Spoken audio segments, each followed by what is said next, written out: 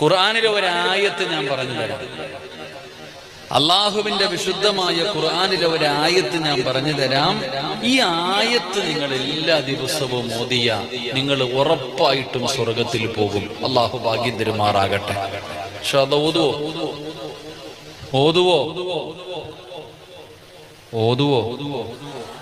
വിശക്കുന്നവനാ ഭക്ഷണം കൊടുക്കേണ്ടത്, അല്ലാത്തവന് കൊടുത്തിട്ട് കാര്യമില്ല. അങ്ങനല്ലേ? ഓതുമോ ഇല്ലേ? അയ്യുഹല്ലദീന ആമനു ഇദാ തദായൻതും ബിദൈനിൻ ഇലാ അജലിൻ മുസമ്മ. ആയത്തല്ല കേട്ടോ, മനസ്സിലായില്ലേ? ആയത്താണോ? അല്ല. കാരണം ഖുർആനിലെ ഏറ്റവും വലിയ ആയത്ത്. ഒരു പേജില്ലേടെ ആയത്ത്,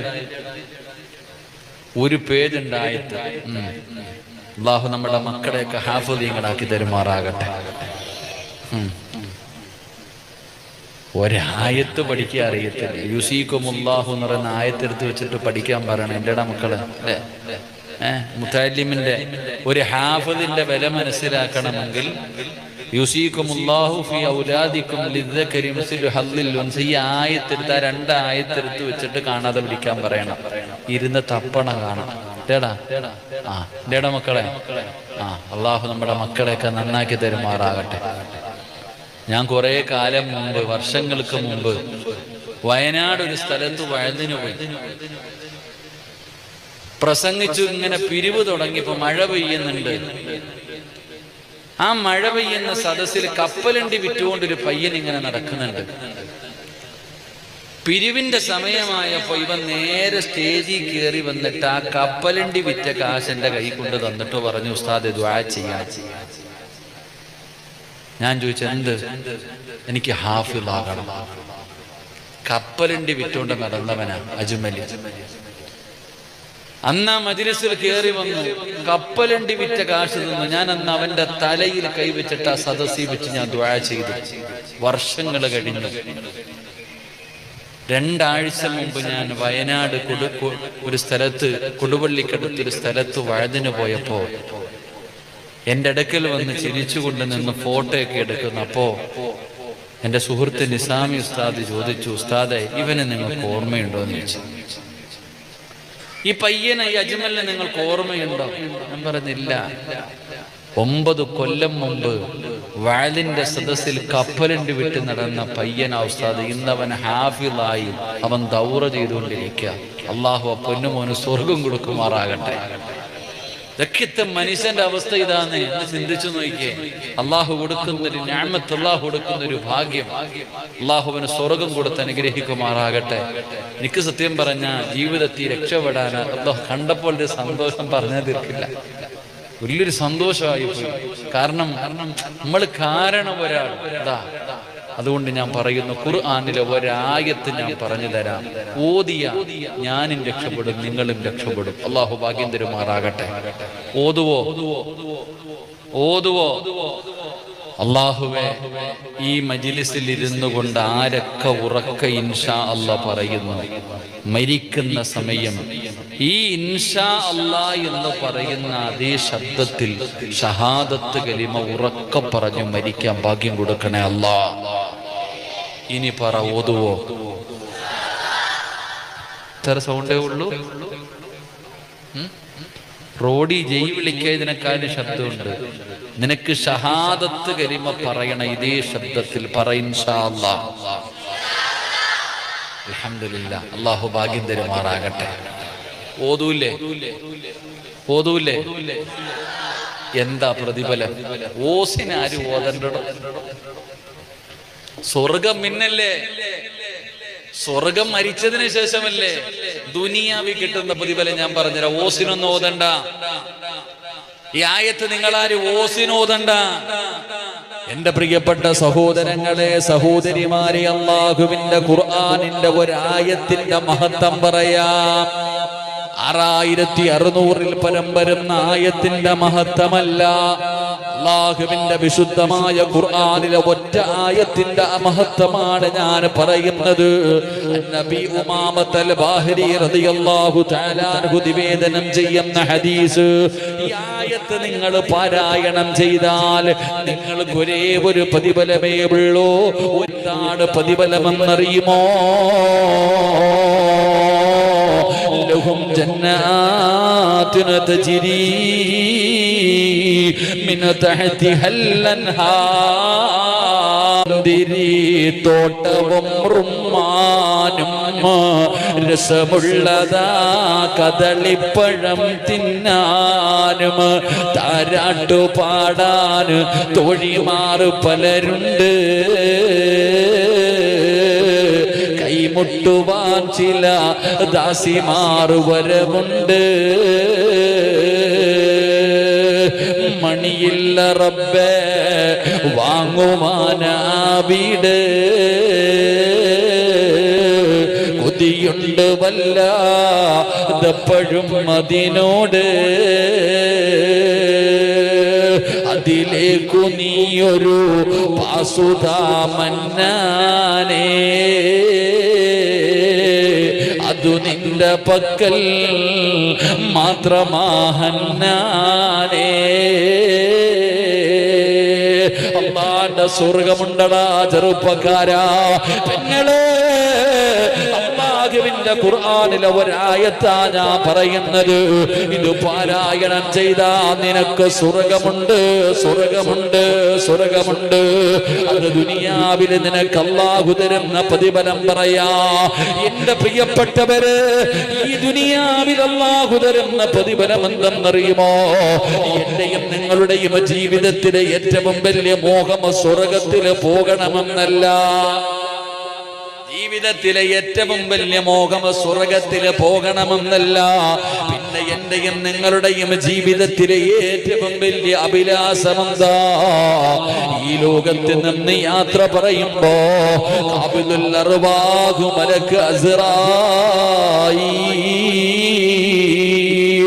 അസ്റായീൽ എന്ന് പറയുന്ന മലക്കുണ്ടല്ലോ കാലിന്റെ തള്ളവിരൽ മുതൽ റൂഹ് പിടിച്ച അവസാനം ഈ തൊണ്ടക്കുടിയിൽ നിന്ന് റൂഹ് വലിച്ചെടുക്കുന്ന സമയത്ത് അല്ലാഹു തന്ന നാവ് കൊണ്ട് അവസാനമായിട്ട് പറയണം ലാ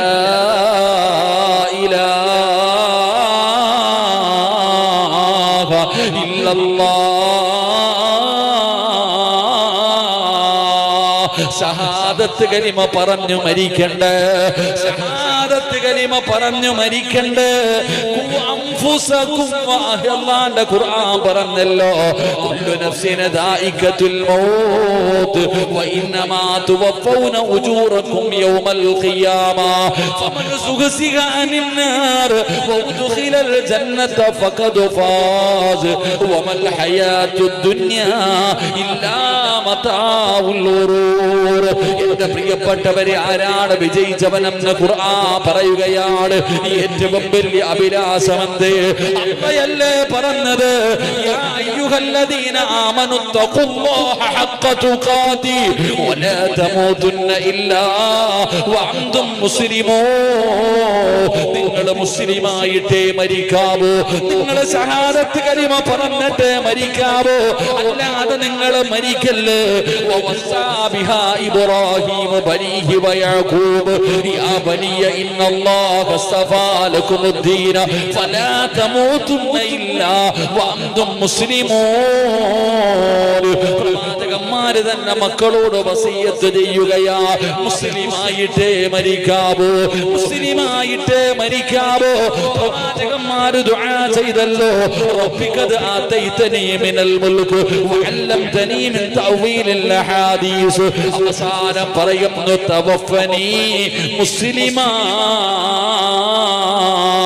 മുസ്ലിമായിട്ട് മരിപ്പിക്കണം തമ്പുരാനെ ഈമാനുള്ള മരണം തരണം തമ്പുരാനെ എന്റെ പ്രിയപ്പെട്ടവരെ ഖുർആനിലെ ആയത്തോതുമെന്ന് തീരുമാനിച്ചവരെ ഖുർആൻ ഓതുമെന്ന് തീരുമാനിച്ചവര് ഖുർആനിനെ ബഹുമാനിക്കുമെന്ന് തീരുമാനിച്ചവര് എന്റെ പ്രിയപ്പെട്ടവരെ അല്ലാഹു തരുന്ന പ്രതിഫലം ഒരായത്തിന്റെ പ്രതിഫലമടോ ഒരായത്തിന്റെ വഴദിന്റെ പ്രതിഫലമടോ. ഈ മനുഷ്യനെ കാണുമ്പോ, ഈ ഹാജിയാരെ കാണുമ്പോ അത്ഭുതം തോന്നാറുണ്ട്. ഈ സ്ഥാപനത്തിന് വേണ്ടി കഷ്ടപ്പെടുന്ന മനുഷ്യന്, ഈ സ്ഥാപനത്തിന് വേണ്ടി ജീവിക്കുന്ന മനുഷ്യന് പടച്ചവനെ അല്ലാഹു ഇവർക്ക് കൊടുക്കുന്ന പ്രതിഫലത്തെ കുറിച്ചൊന്ന് ചിന്തിക്കണോ. ഈ സ്ഥാപനത്തിന് വേണ്ടി സമയം ചെലവഴിക്കുന്ന ഇതിന്റെ സംഘാടകർ, നിങ്ങൾക്ക് അല്ലാഹു തരുന്ന പ്രതിഫലമൊന്ന് ചിന്തിക്കണോ.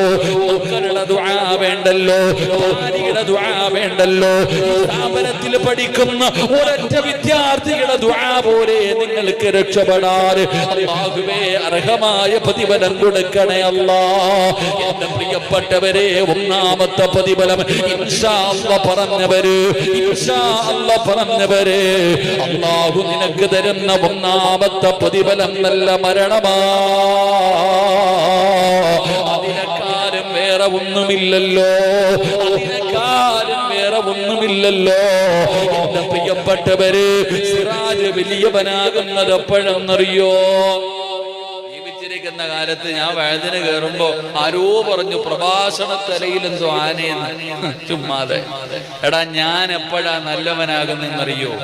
ജീവിച്ചിരിക്കുന്ന കാലത്ത് പുകഴ്ത്താനും വാഴ്ത്താനൊക്കെ ആളുണ്ട്. അതിലൊന്നും ഒരു കാര്യമില്ല ചങ്ങാതി. സിറാജ് രക്ഷപ്പെടുന്നത് എപ്പോഴെന്നറിയോ? 3 കഷ്ടം വെള്ള തുണിയിൽ പൊതിഞ്ഞ് എന്റെ വീടിനകത്തെന്നെ മലർത്തി കിടത്തുമ്പോ എന്റെ മുഖത്ത് നോക്കിയിട്ട് പറയണം, 40 പേര് നല്ലത് പറഞ്ഞാൽ ഞാൻ രക്ഷപ്പെട്ടു. അല്ലാഹു ഭാഗ്യം തരുമാറാകട്ടെ. എടാ, നിന്റെ മയ്യത്ത് കാണുന്നവര് പറയണം നീ നല്ലവനാണ്. നിന്റെ ജനാസയിൽ നോക്കിയിട്ട് പറയണം ഇവന്റെ ചിരി കണ്ടോ, അവന്റെ മുഖത്തെ പ്രകാശം കണ്ടോ. ഉറങ്ങുകയാ. അല്ലാഹു അങ്ങനെയുള്ള മരണം നൽകുമാറാകട്ടെ. ഒരു നല്ല മരണം ഖുർആൻ ഓതുന്നവർക്ക് അല്ലാഹു തരുന്ന പ്രതിഫലം നല്ല മരണം. വെറുതെ പറഞ്ഞതല്ല, ഞാൻ വെറുതെ പറഞ്ഞതല്ല. പ്രതിഫലം ഞാൻ പറയാം. മഹാനായ നബി മുഹമ്മദ് മുസ്തഫ സല്ലല്ലാഹു അലൈഹി വസല്ലമ തങ്ങളുടെ സഹാബിയാണ് സഅദ് റളിയല്ലാഹു തആല അൻഹു. സഅദ് ഇബ്നു മുആദിന്റെ ചരിത്രം അറിയുമല്ലോ. മഹാനായ സഅദ് ഇബ്നു മുആദ് റളിയല്ലാഹു തആല അൻഹു, സഅദ് റളിയല്ലാഹു തആല അൻഹു 30ാമത്തെ വയസ്സിൽ മുസ്ലിമായി. സഅദ് തങ്ങൾ 30ാമത്തെ വയസ്സിൽ മുസ്ലിമായി. 36ാമത്തെ കൊല്ലം, 36ഓ 38ഓ, പടച്ചവനെ തുച്ഛമായ കാലമാണ് മുസ്ലിമായി ജീവിച്ചത് സഅദ് റളിയല്ലാഹു തആല അൻഹു. പടച്ചവനെ തുച്ഛമായ വർഷമാണ്, 6 മാസം 6 വർഷമാണ് മുസ്ലിമായി ജീവിച്ചത്. പക്ഷേ മരിച്ചപ്പോ അല്ലാഹുവിന്റെ അർശ് കുലുങ്ങുകയാ. സഅദ് തങ്ങൾ മരിച്ചപ്പോ, സഅദ് റളിയല്ലാഹു തആല അൻഹു മരിച്ചപ്പോ അല്ലാഹുവിന്റെ സിംഹാസനം കുലുങ്ങുകയാ. അല്ലാഹുവിന്റെ അർശ് കുലുങ്ങി. സഅദ് റളിയല്ലാഹു തആല അൻഹുവിന്റെ മുഖത്ത് നോക്കുന്നവർ പറയുന്നു, ചിരിക്കുകയാ. എന്തൊരു ചിരിയാ അല്ലാഹ്, എന്തൊരു പ്രകാശമാ അല്ലാഹ്, എന്തൊരു മരണമാ അല്ലാഹ്. കാണുന്നവര് മുഴുവനും കൊതിക്കുകയാണ്, കാണുന്നവര് മുഴുവനും കൊതിക്കുകയാണ്. നിങ്ങളെ ഇങ്ങനെ ഒരു മരണമല്ലേ നിനക്ക് വേണ്ടത്?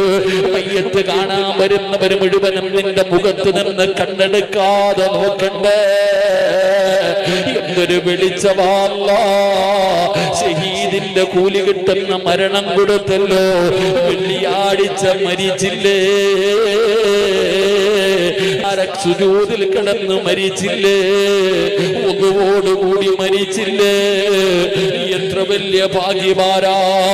എന്റെ പ്രിയപ്പെട്ടവരെ, മരിച്ചപ്പോ അല്ലാഹുവിന്റെ അർശ് കുലുങ്ങുകയാണ്. എല്ലാവരും കരയുകയാണ്. സഅദ് തങ്ങൾ ചിരിക്കുകയാണ്.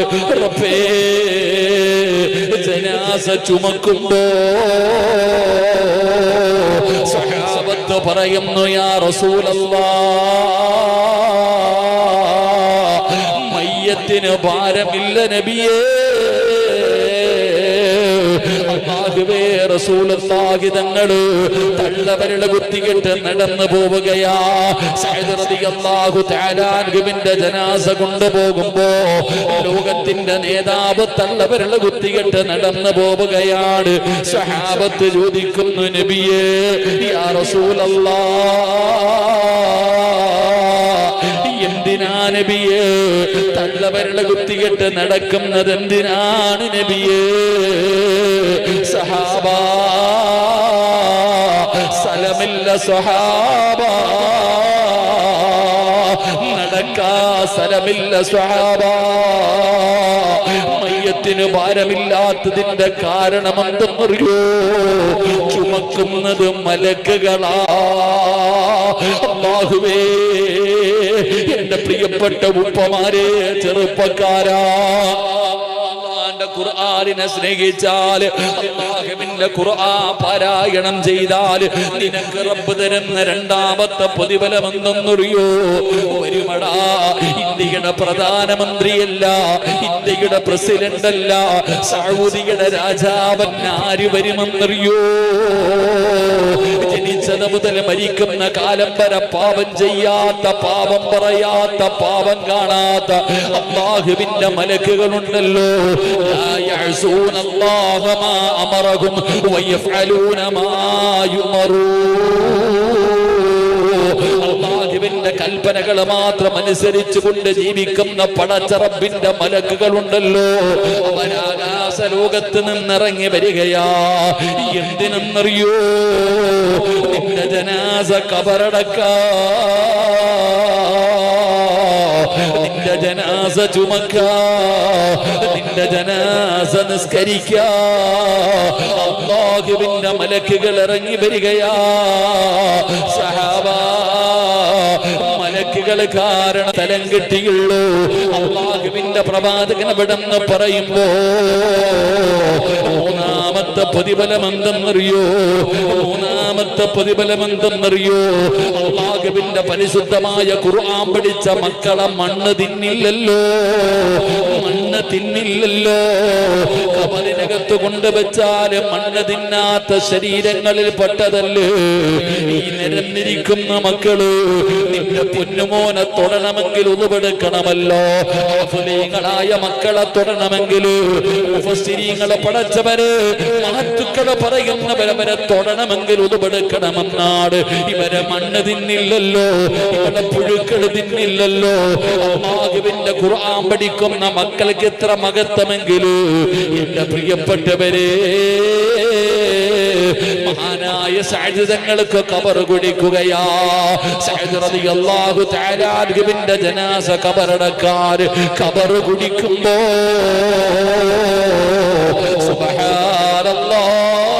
സുബ്ഹാനല്ലാഹ്, മണ്ണിന് പോലും സുഗന്ധമാ, മണ്ണിനു പോലും സുഗന്ധമാ. ഇവിടെ കബർ കുടിക്കുന്ന മനുഷ്യനെ അറിയുമെങ്കിൽ നീ ചോദിച്ചു നോക്ക്, ആരുടെയെങ്കിലും മയ്യത്ത് കബറടക്കാൻ കബർ കുടിച്ചപ്പോ വല്ല അനുഭവം ഉണ്ടായിട്ടുണ്ടോ എന്ന് ചോദിക്ക സഹോദരാ. സഅദ് തങ്ങളുടെ ജനാസ കബറടക്കാൻ കബർ കുടിക്കുന്ന മനുഷ്യൻ പറയുകയാ, വല്ലാത്ത സുഗന്ധമാ. അവസാന കബറിനടിയിൽ നിന്ന് മണ്ണ് വാരുകയാണ്. അവസാനം ഒരു പിടി മണ്ണ് വാരി തന്റെ മടിയിൽ വെച്ച് ആരും കാണാതെ അവസാന കബറടക്കിയിട്ട് തന്റെ വീട്ടിൽ ചെന്നു നോക്കുമ്പോ കസ്തൂരി വാസിക്കുന്നത് പോലെ കസ്തൂരിയുടെ വാസനയാണ് സഅദ് റളിയല്ലാഹു തആല അൻഹുവിന്റെ ഖബറിലെ മണ്ണിന്. ആ മനുഷ്യന് വല്ലാത്ത അത്ഭുതമായി. അവസാനം രാത്രിയിൽ അവിടുന്ന് സ്വപ്നം കാണുകയാ. സഅദ് തങ്ങളെ സ്വപ്നം കണ്ടു. സഅദേ, നീ മരിച്ചപ്പോ അല്ലാഹുവിന്റെ അർശ് കുലുങ്ങിയല്ലോ. നിന്റെ മുഖത്ത് വല്ലാത്ത ഒരു പ്രകാശമായിരുന്നല്ലോ. മലക്കുകൾ വന്നല്ലോ. നിന്റെ ജനാസ മലക്കുകൾ ചുമന്നല്ലോ. നിന്റെ ഖബറിനകത്ത മണ്ണിന് സുഗന്ധമായിരുന്നല്ലോ സഅദ്. എങ്ങനെയാ സഅദ് ഈ പ്രതിഫലം കിട്ടിയത്? എങ്ങനെയാ സഅദ്? സഅദ് തങ്ങൾ പറഞ്ഞു കൊടുക്കുകയാ, ഞാൻ പിടിച്ച സുന്നത്ത് നോമ്പും ഞാൻ ഓതിയ പരിശുദ്ധമായ ഖുർആൻ ഓതിയതിന് അല്ലാഹു എനിക്ക് തന്ന പ്രതിഫലമാ. പറഞ്ഞു കൊടുത്തെന്ന് ചരിത്രം പറയുമ്പോ ഇതിനെക്കാളും നിനക്കെന്തേ വേണ്ടത്? ഇതിനെക്കാളും നിനക്കെന്ത് പ്രതിഫലമേ വേണ്ടത്? അതുകൊണ്ട് സഹോദരങ്ങളെ, സഹോദരിമാര്, അവസാനത്തെ പ്രതിഫലം എന്തെന്നറിയോ? അല്ലാഹുവിന്റെ സ്വർഗമാ, അല്ലാഹുവിന്റെ സ്വർഗമാ.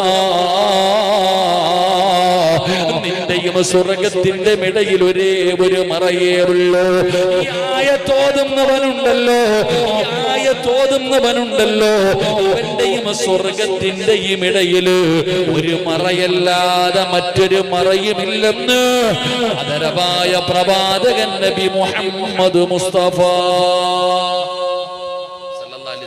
തങ്ങൾ പറഞ്ഞു, ഈ ആയത്ത് ഓതുന്ന മനുഷ്യന്റെയും സ്വർഗത്തിന്റെയും ഇടയിൽ ഒറ്റ മറയേ ഉള്ളൂ. സ്വർഗത്തിൽ പോകണമെങ്കിൽ എന്ത് ചെയ്യണം? മരിക്കണം. സ്വർഗത്തിൽ പോകണമെങ്കിൽ എന്ത് ചെയ്യണം? മരിക്കണം. മരിച്ചാലേ സ്വർഗത്തിൽ പോകാൻ പറ്റും. അപ്പോ നിന്റെയും സ്വർഗത്തിന്റെയും ഇടയിൽ ഒരേ ഒരു മറ. ഏത് മറ? മരിക്കുക, പോകുക. അല്ലാഹു ഭാഗ്യം തരുമാറാകട്ടെ, അല്ലാഹു ഭാഗ്യം തരുമാറാകട്ടെ. ഇനി പറ, ഓതുവോ? ഏതായത്ത്? ആ കുർസി. ഏതായത്ത്? ഓത്. ബിസ്മില്ലാഹിർ റഹ്മാനിർ റഹീം. അല്ലാഹു ലാ ഇലാഹ ഇല്ലാ ഹുവൽ ഹയ്യുൽ ഖയ്യൂം ലാ തഅഖുദുഹു സിനത്തുൻ വലാ നൗമുൻ ലഹു മാ ഫിസ് സമാവാതി വമാ ഫിൽ അർള് മൻ ദല്ലദീ യസ്ഫഉ ഇൻദഹു ഇല്ലാ ബിഇദ്നിഹി യഅലമു മാ ബൈന അയ്ദീഹിം വമാ ഖൽഫഹും വലാ യുഹീതൂന ബിശൈഇൻ മിൻ ഇൽമി إلا بما شاء وسع كرسيه السماوات والأرض ولا يعوده حفظهما وهو العلي العظيم. അല്ലാഹു നമ്മളെ രക്ഷപ്പെടുത്തുമാറാകട്ടെ. ഈ ഒരൊറ്റ ആയത്ത് ഓതിയാൽ നിന്റെയും സ്വർഗത്തിന്റെയും ഇടയിൽ ഒറ്റ മറ. മരിക്കുക, പോകുക. അല്ലാഹു ഭാഗ്യം തരുമാറാകട്ടെ, അല്ലാഹു ഈമാൻ നൽകുമാറാകട്ടെ.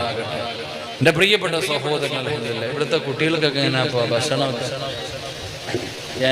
എങ്ങനെ ഫ്രീ?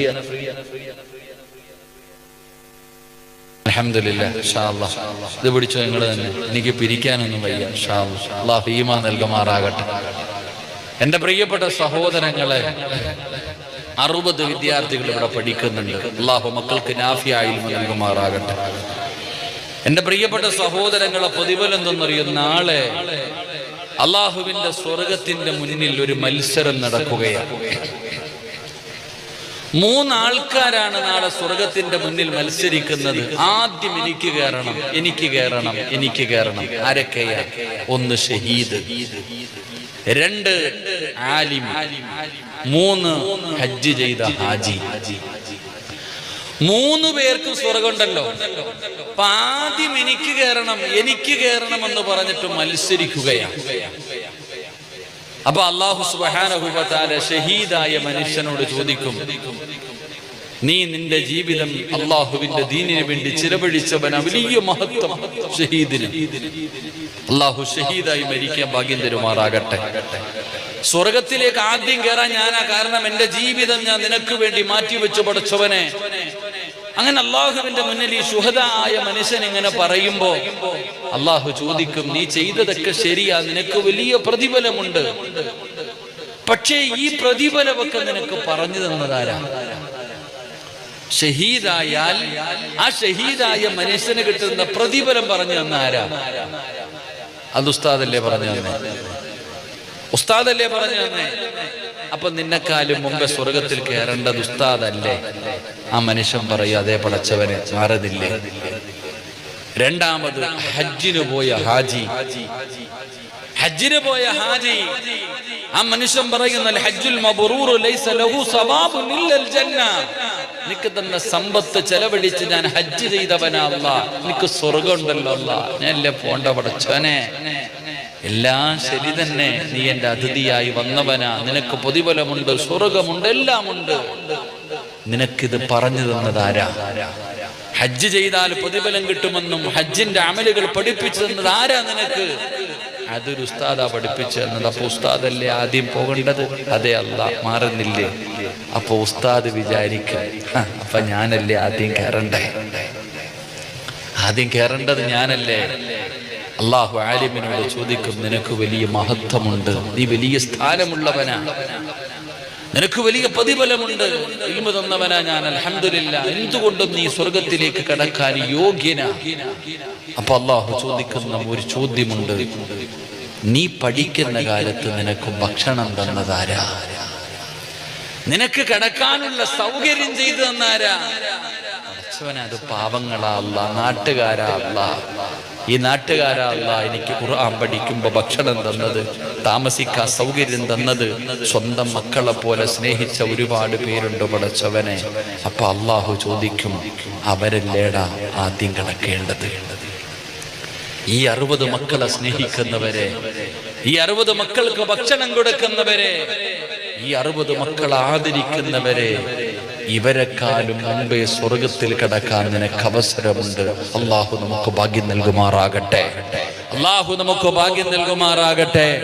അതുകൊണ്ട് എന്റെ പ്രിയപ്പെട്ട സഹോദരങ്ങളോട്, സഹോദരിമാരോട് ഞാൻ പിരിക്കുവാനൊന്നും ഞാൻ അവിടെ നിന്ന് തയ്യാറാകുന്നില്ല. പക്ഷേ ഒരേ ഒരു കാര്യം ഞാൻ പറയാ, യൗമ യഫിറുൽ മർഉ മിൻ അഖീഹി വഉമ്മിഹി വഅബീഹി വസ്വാഹിബതിഹി വബനീഹി. ഒരു ദിവസം വരാനുണ്ട്, അന്ന് ഉമ്മ തിരിഞ്ഞു നോക്കൂല, വാപ്പ തിരിഞ്ഞു നോക്കൂല, കൂടപ്പറപ്പ് തിരിഞ്ഞു നോക്കൂല, മക്കള് തിരിഞ്ഞു നോക്കൂല. എല്ലാവരും കൈയടിയുന്ന ദിവസം മക്കള് പറയുന്നു, അല്ലാഹ് എന്റെ ഉമ്മ എനിക്ക് സ്വർഗം താ പടച്ചവരെ. നിന്ന് കാലു പൊള്ളുമ്പോ അല്ലാഹ് എന്റെ കാലു പൊള്ളുന്നു, അല്ലാഹ് എന്റെ ഉമ്മാനെ ഒന്ന് മലത്തി കിടത്തി തന്നാൽ അവരുടെ നെഞ്ചത്ത് കയറി ഞാനൊന്നു നിൽക്കട്ടെ അല്ലാഹ് എന്ന് മക്കള് പറയുന്ന ഒരു ദിവസം വരാനുണ്ട്. മക്കള് പറയുന്ന ഒരു ദിവസം വരാനുണ്ട്.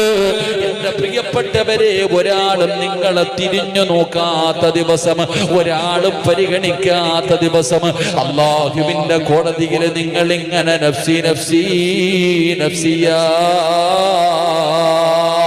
യാ വൈലതാ യാ ഖസ്റതാ, എന്റെ നാശമേ, എന്റെ നാശമേ, എന്റെ നാശമേ എന്ന് പറഞ്ഞുകൊണ്ട് വിലപിച്ചുകൊണ്ടിരിക്കുമ്പോ ഒരു മോൻ നിന്റെ അടുക്കലേക്ക് കടന്നു വരികയാ.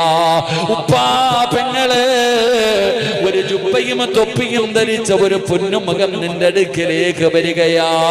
വാ ഉമ്മ, ഞാൻ കൊണ്ടുപോകാം നിങ്ങളെ സ്വർഗത്തില്. ഉപ്പാ, നിങ്ങളെ ഞാൻ സ്വർഗത്തിൽ കൊണ്ടുപോകാം. ആരാടാ മോനെ, നീ ആരാടാ മോനെ?